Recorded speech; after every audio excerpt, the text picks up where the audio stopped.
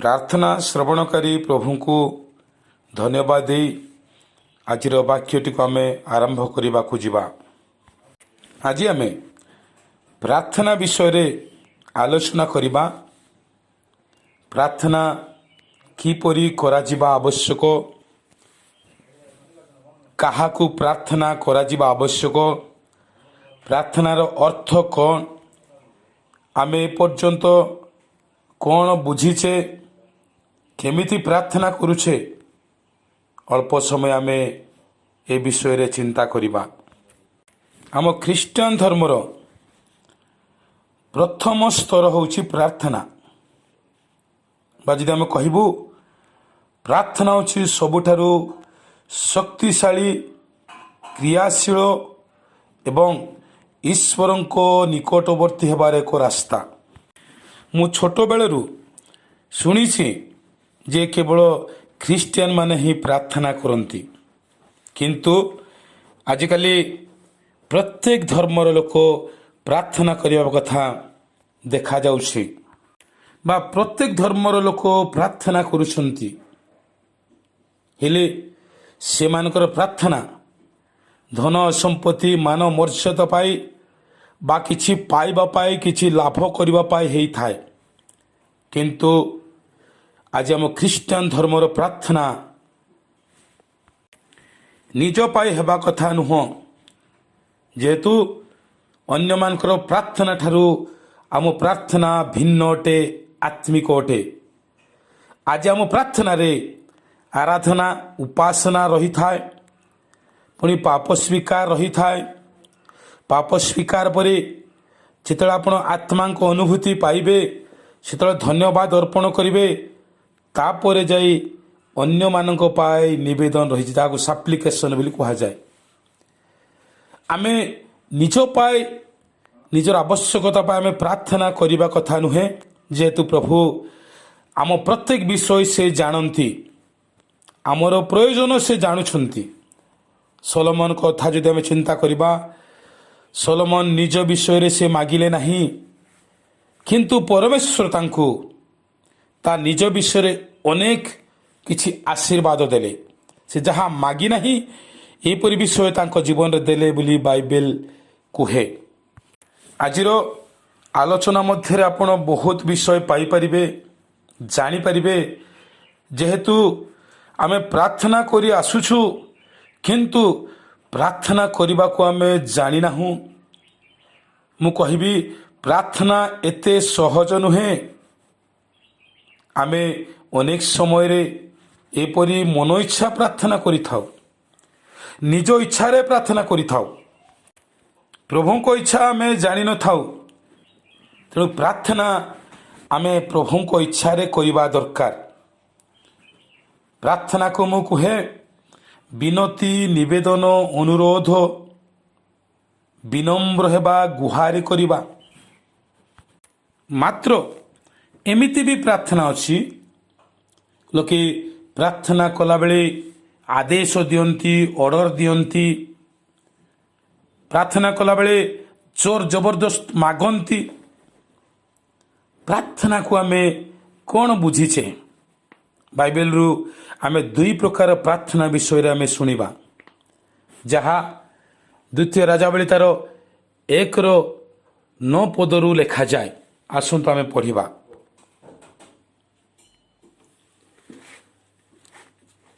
तेबे राजा तांको निकट को जड़े 50 पति ताहार 50 लोक सहित पठाइले। तो से तांको निकट गला, आउ देखो एलियो पर्वत श्रृंगरे बसी थिले। एथिरे से तांको कहिला, हे परमेश्वर को लोक, राजा कहि अछंती तळकु आस। एथिरे आमे देखुछु राजा अहस्य से 50 पति ओ ताहार 50 जन को से एलियों को निकट को पचारि पठाउछंती। से एलियों को डाकिबा पाए पठाउछंती। हेले एही 50 पति जनक से एलियों को निकट को जाऊ नाहंती, ବାଇବେଲ ଲେଖା ଅଛି ଏଲିଓ ପର୍ବତ ଶୃଙ୍ଗରେ ବସିଛନ୍ତି। ଆଉ ଏ ବ୍ୟକ୍ତି ଜଣକ ପର୍ବତର ପାଦ ଦେଶରେ ରହି ପର୍ବତର ତଳେ ରହି ଇଏ ପରମେଶ୍ୱରଙ୍କ ଲୋକଙ୍କୁ ସେ ଡାକୁଛନ୍ତି, ତଳକୁ ଆସ। ହେ ପରମେଶ୍ୱରଙ୍କ ଲୋକ, ରାଜା କହିଅଛନ୍ତି ତଳକୁ ଆସ। ଦେଖୁଛୁ ଆମେ ଏ ସ୍ଥାନରେ ଏକ ଆଦେଶାତ୍ମକ ପ୍ରାର୍ଥନା, ଏକ ଅର୍ଡ଼ର ଦେଲା ପରି ପ୍ରାର୍ଥନା। ଯଦିଓ ପର୍ବତ ପରମେଶ୍ୱରଙ୍କର ବାସସ୍ଥାନକୁ ବୁଝାଯାଏ, ଆମେ ଯେତେବେଳେ ଜଗତରୁ ପ୍ରାର୍ଥନା କରୁଛୁ, ଆମେ ପରମେଶ୍ୱରଙ୍କୁ ଏହିପରି କେତେବେଳେ ଆମେ ଆଦେଶ ଦେଇଥାଉ, ପ୍ରଭୁ ଏହା କର, ତାହା କର, ଏହା ଦିଅ, ତାହା ଦିଅ। ପ୍ରଭୁ ଆଜି ଆମ ଜୀବନରେ ଏମିତି କାର୍ଯ୍ୟ କର। ହଁ, ଆମେ ପ୍ରାର୍ଥନା କରିବା, କିନ୍ତୁ ପ୍ରଭୁଙ୍କୁ ଆଦେଶ ଦେଲା ପରି ନୁହଁ।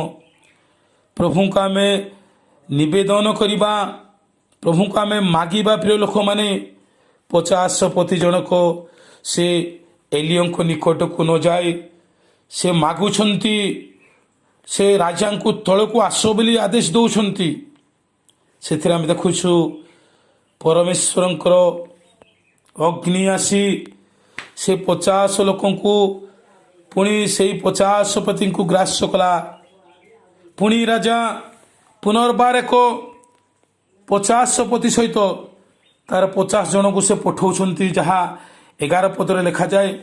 ଏଥିରେ ରାଜା ପୁନର୍ବାର ତାଙ୍କ ନିକଟକୁ ଆଉ ଏକ 50 ପତି କି ତାହାର 50 ଲୋକ ସହିତ ପଠାଇଲେ।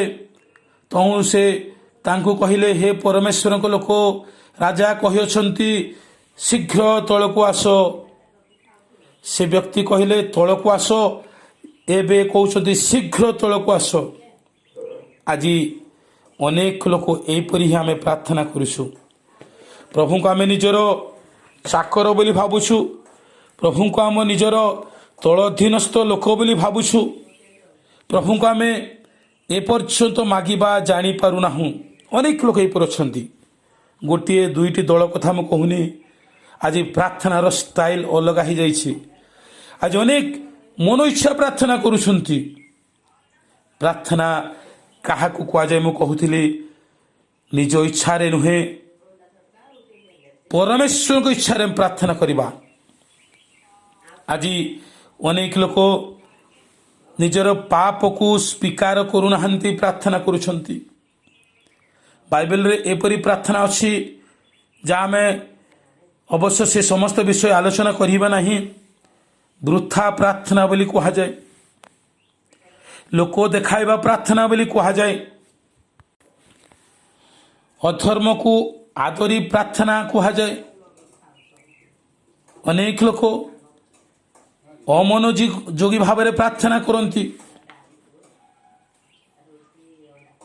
ତେବେ ଆଜି ଆମେ ଦେଖୁଛୁ ପ୍ରଭୁଙ୍କର ଇଚ୍ଛା ଅନୁସାରେ ଆମେ ପ୍ରାର୍ଥନା କରିବାକୁ ହେବ। ଆମେ ପ୍ରାର୍ଥନାକୁ ଜାଣିବାକୁ ହେବ। ଆମେ ଅନେକ ସମୟରେ ପ୍ରାର୍ଥନା କରିଥାଉ, କିନ୍ତୁ ଆମ ପ୍ରାର୍ଥନା ପ୍ରଭୁଙ୍କ ନିକଟରେ ପହଞ୍ଚି ନଥାଏ। ଏଥିପାଇଁ ଆମେ କିପରି ପ୍ରାର୍ଥନା କରୁଛୁ ତାହା ଜାଣିନାହୁଁ। ଅନେକ ଲୋକ ପ୍ରାର୍ଥନା କରୁଥାଇ ହାଇ ମାରନ୍ତି। ଅନେକ ଲୋକ ପ୍ରାର୍ଥନା କରିବାକୁ ଜାଣନ୍ତି ନାହିଁ। ଆମର ବ୍ୟକ୍ତିଗତ ପ୍ରାର୍ଥନା ରହିଛି, ସଭା ସମିତିର ପ୍ରାର୍ଥନା ରହିଛି, ଚର୍ଚ୍ଚର ପ୍ରାର୍ଥନା ରହିଛି।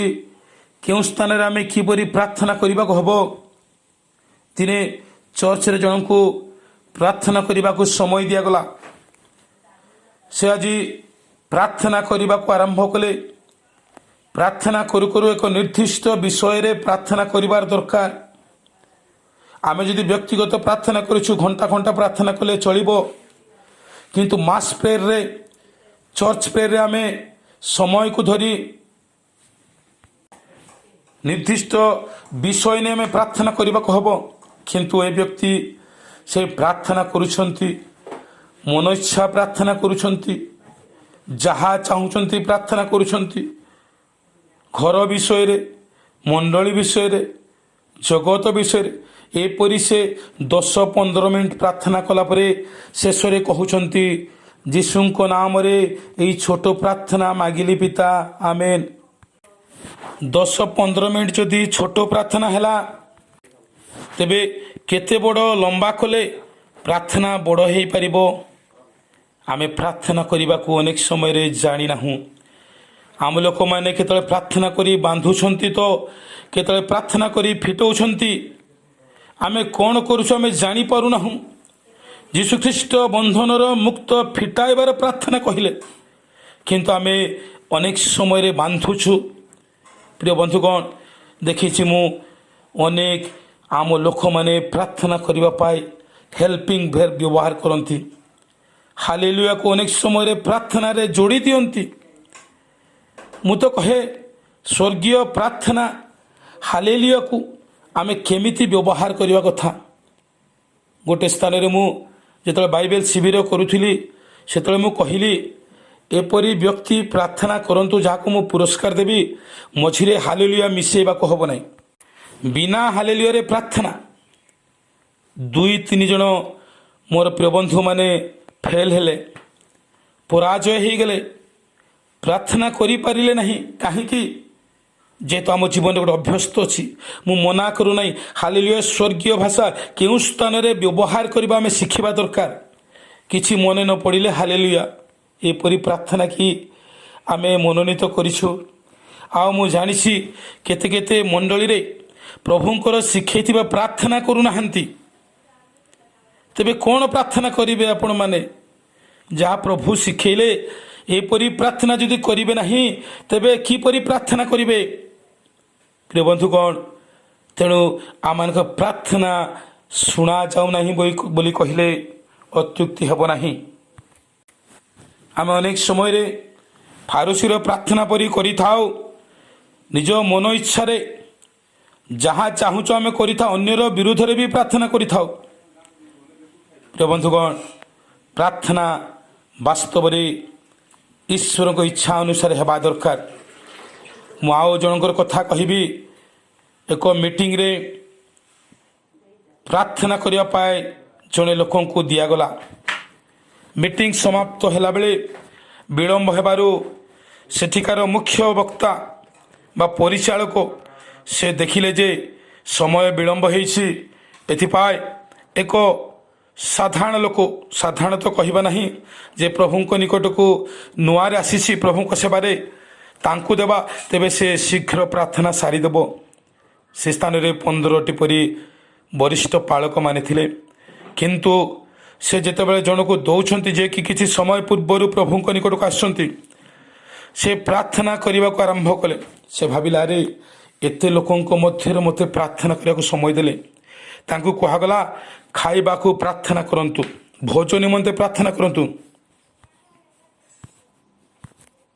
ମାତ୍ର ସେ ଏପରି ପ୍ରାର୍ଥନା କରିବାକୁ ଆରମ୍ଭ କଲା। ସେ ପ୍ରାର୍ଥନା କରୁ କରୁ ସେ ଜାପାନ ପଳେଇଲା। ଜାପାନରେ ସୁନାମି ହେଇଥାଏ ସେତେବେଳେ। ସେ ସ୍ଥାନ ଲୋକମାନଙ୍କୁ ଆଶୀର୍ବାଦ କରନ୍ତୁ, ରକ୍ଷା କରନ୍ତୁ। ତାପରେ ସେ ପଳେଇଲା ପାକିସ୍ତାନ। ପାକିସ୍ତାନ ଆତଙ୍କବାଦୀର ଆଡ୍ଡା। ପାକିସ୍ତାନରେ ଅନେକ ଲୋକମାନେ ଆଜି ଅଛନ୍ତି ଯେଉଁମାନେ କି ଦେଶଦ୍ରୋହୀ ଅଟନ୍ତି। ସେଠୁ ସେ ପଳେଇଲା ନେପାଳକୁ। ନେପାଳରେ ସନ୍ତାସବାଦୀ ଅଛନ୍ତି। ସେଇଠୁ ସେ ଆଉ ଯେତେବେଳେ ଇଣ୍ଡିଆକୁ ଆସି ଓଡ଼ିଶାକୁ ଆସିବ, ସେତେବେଳେ ଲୋକମାନେ ଖାଇବାକୁ ଯିବେ। ଦେଖାଦେଖି ହେଲେ ସେଠିର ବରିଷ୍ଠ ପାଳକମାନେ, ୟାଙ୍କୁ ଆମେ ଖାଇବା ନିମନ୍ତେ ପ୍ରାର୍ଥନା ସମୟ ଦେଲୁ, କିନ୍ତୁ ଏ ବ୍ୟକ୍ତି ଜଣକ ତ ଏବେ ସରେଇବା ପାଇଁ ନାଁ ନେଉନାହାନ୍ତି। ଏମାନେ ପରସ୍ପର କଥାବାର୍ତ୍ତା ହେଇ ଖାଇବାକୁ ଆରମ୍ଭ କଲେ। ଯେତେବେଳେ ଏ ପ୍ରାର୍ଥନା ସାରୁଛନ୍ତି, ଦେଖୁଛନ୍ତି ଯେ ଏମାନେ ସବୁ ଖାଉଛନ୍ତି, ସେ ରାଗିଗଲେ। ଆରେ ତମେ କି ପ୍ରକାର ଲୋକମାନେ ସବୁ, ପ୍ରାର୍ଥନା ସମାପ୍ତ ନ ହେଉନି ତମେ ଖାଇଦେଉଛ। ସେତିକି ବେଳେ ଯେଉଁ ପାଳକ ତାଙ୍କୁ ସମୟ ଦେଇଥିଲେ, ସେ ତାଙ୍କୁ କହିଲେ, ମୋ ପ୍ରିୟ ବନ୍ଧୁ, ତମେ ତ ପ୍ରଥମେ ଗଲ ଜାପାନ, ସେଠାରୁ ହେଲେ ତମେ ଇଣ୍ଡିଆକୁ ଆସିଥାନ୍ତ। ପୁଣି ତମେ ଗଲ ପାକିସ୍ତାନ, ପାକିସ୍ତାନରୁ ହେଲେ ଆସିଥାନ୍ତ। ତମେ ସେଠୁ ନେପାଳ ଗଲ, ନେପାଳରୁ କେତେବେଳେ ଇଣ୍ଡିଆ ଆସିବ, ଓଡ଼ିଶା ଆସିବ ଯେ ଆମେ ଖାଇବା। ଏମିତି ପ୍ରାର୍ଥନା କରାଯାଏ ନାହିଁ। କିନ୍ତୁ ସେ ଭାବିଲେ, ମୁଁ ଏତେ ଜଣଙ୍କ ପାଖରେ ପ୍ରାର୍ଥନା କରୁଛି, ମୁଁ ଦେଖେଇବି ଆଜି ପ୍ରାର୍ଥନା। ପ୍ରାର୍ଥନା ଦେଖାଇବା ପାଇଁ ନୁହେଁ ପ୍ରିୟ ବନ୍ଧୁଗଣ, ଲୋକମାନେ ଦେଖିବା ପାଇଁ ନୁହେଁ, ପ୍ରଭୁ ଦେଖିବା ଦରକାର ରହିଛି। ପୁଣି ଆମେ ଆଉ ଏକ ସ୍ୱପ୍ରଚଳିତ ପ୍ରାର୍ଥନା ବିଷୟରେ ଶୁଣିବା, ଯାହା ଆମେ ପ୍ରାର୍ଥନା କରି ଆସୁଛେ। ଅନେକ ସମୟରେ ଆମେ ପ୍ରାର୍ଥନା କଲାବେଳେ 100 ଗୁଣ, 60 ଗୁଣ, 30 ଗୁଣ ଭଳି ପ୍ରାର୍ଥନା ଆମେ କରିଥାଉ। ଏହା ବାସ୍ତବରେ କେତେ ଦୂର ଯୁକ୍ତିଯୁକ୍ତ, କେତେ ଦୂର ଠିକ୍ ହୁଏତ ଆପଣମାନଙ୍କୁ ଏହା ଭଲ ଲାଗିନପାରେ। ମୁଁ କାହିଁକି ଏ କଥା କହୁଛି, ଏକ ସ୍ଥାନରେ ମୁଁ ଏ ବିଷୟରେ ପ୍ରଚାର କରୁଥିଲି। ଜଣେ ମୋତେ ପଚାରିଲେ, ଆଜ୍ଞା ଏହା ବାଇବେଲ ସହମତି କି? ମୁଁ କହିଲି, ମୁଁ ତ ବାଇବେଲରୁ ପ୍ରଚାର କରୁଛି, ବାଇବେଲ ବାହାରେ ମୁଁ ପ୍ରଚାର କରୁନି। ଦେଖନ୍ତୁ କ'ଣ ଅଛି ବାଇବେଲରେ, ଯାହାକି 100 ଗୁଣ, 60 ଗୁଣ, 30 ଗୁଣ ଫଳ କଥା ଲେଖା ଅଛି। ୟାକୁ ଆମେ କେମିତି ପ୍ରାର୍ଥନା ଦ୍ୱାରା ଆମେ ଫଳ ମାଗୁଛୁ? ଯଦି ମାଗୁଛୁ ଆମେ କେତେ ଗୁଣ ମାଗୁଛୁ? ଯଦି ଆମେ ଦେଖିବା ମାଥ୍ୟୁ ତାର 13:8 ପଦରେ ସେଠି ଲେଖା ଅଛି 100, 60, 30। ଯଦି ଆମେ ଲୁକ 4:8 ପଦରେ ଦେଖିବା, ସେଠାରେ ଲେଖା ଅଛି 30, 60, 100। କିନ୍ତୁ ଆମେ ଲୁକ ପୁସ୍ତକ 8:8 ପଦ ଦେଖିବା, କେବଳ ଲୁକ 100 ହିଁ ମାଗୁଛନ୍ତି।